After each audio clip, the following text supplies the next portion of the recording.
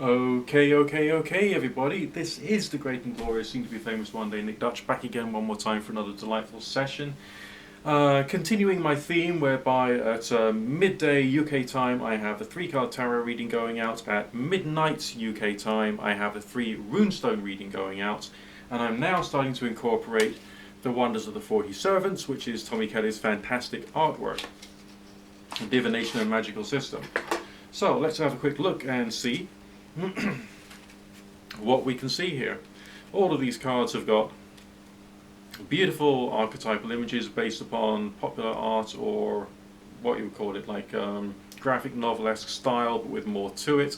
They've all got a little symbol at the top which explains a bit of, which can be used for explanation or as a symbol of the entity that you're either looking into, communicating with, invoking, evoking, whatever words you want to use to describe how you try and think about that particular symbol and energy.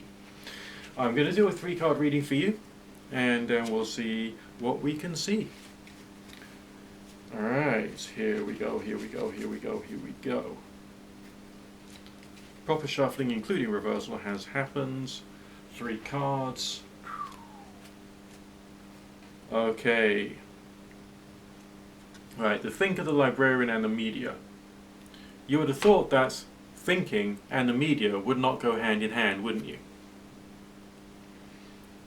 Don't jump to conclusions, because there's all kinds of rational introspection and creative thinking which can happen when you think about the information which is out there and what that says about the outer world and the direction the world is going, and comparing and contrasting it with the way in which information was expressed in the past. Alright, and indeed how it seems to be being expressed into the future to give you more feedback in terms of what's happening to your country and the wider world. So, what is your attitude to the information which comes your way? What is your thoughts about that? And why would we have the thinker coming out here? And why would we have a symbol of a brain with some divine light around it? What is informing your decisions, and how can you make it become more divine, more, as it were, appropriate, more balanced, more beneficial to the rest of society and also to yourself? Where is the extra source of knowledge and wisdom that you can reach into in yourself? Okay, because this is not talking about looking out at all the books and the magazines and the newspapers and the rest of that. This is looking inwards, into yourself, and thinking about where all that knowledge and wisdom has come from and is going to, and what the various different layers of reality within your life is really about, and thinking about your thinking. But the librarian, on the other hand, has a different message. This one seems a bit more chaotic, this one seems a bit more structured. A librarian puts books on the right shelves and in the right place, categorized in terms of various different numerological and alphabetical systems for the purposes of making sure everything is orderly. Do you need to bring more order into the chaos of your own mind? Are you being so bombarded by all the information out there in the world you're finding it hard to cope, and that's bringing you back into inner chaos and stress and anxiety as opposed to structured reasoning? Can you apply more structured reasoning when looking at your own thoughts in the outer world? I find it interesting that this particular combination has come there. It just tells the story all by itself, doesn't it? Can you see what I'm talking about there? The librarian, the thinker, the media. Structured thinking, internal chaotic thinking, without necessarily the guiding divine light, but that guiding divine light, so to speak, is there somewhere to be found. It's just a question of getting there and growing yourself till the time whereby it works, and then still being able to engage with the outer world even though there is still chaos. Maybe it's telling you to start going back to your mindfulness practice. Maybe it's telling you to start going back to other ways in which you can calm yourself down and work out what's really real, and to remind yourself that not everything that goes on inside your mind is necessarily connected to what is right or appropriate or kind or generous, emotionally generous, or wise when it comes to dealing with the outer world. Can the thinker card, the thinker servant, have a negative component to it? And in what way is you, and the way in which you're living,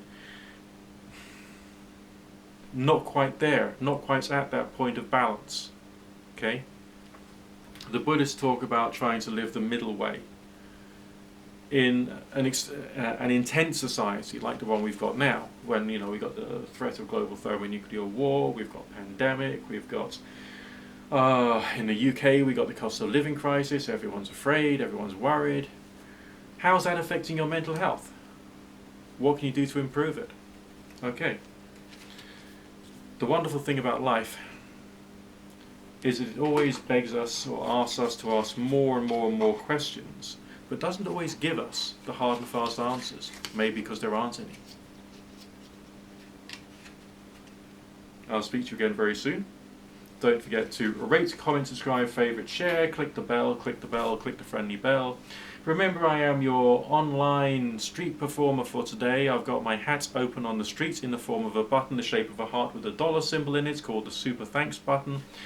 If you can afford to chip me a couple of dollars to thank me for the quantity of content I'm putting out, the quality of content I'm putting out, and any wholesome, beneficial and beautiful contemplations you have when consuming my media, then, do what comes appropriately. Do what comes naturally. Do what's right. If you want to. And if you can afford it. If you can't afford it, then don't.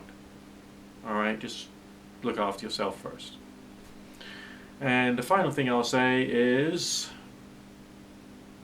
peace, love, harmony, understanding, balance, tranquility.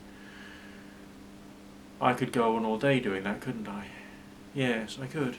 But that wouldn't necessarily help either you or me. Stay subscribed. Speak to you soon.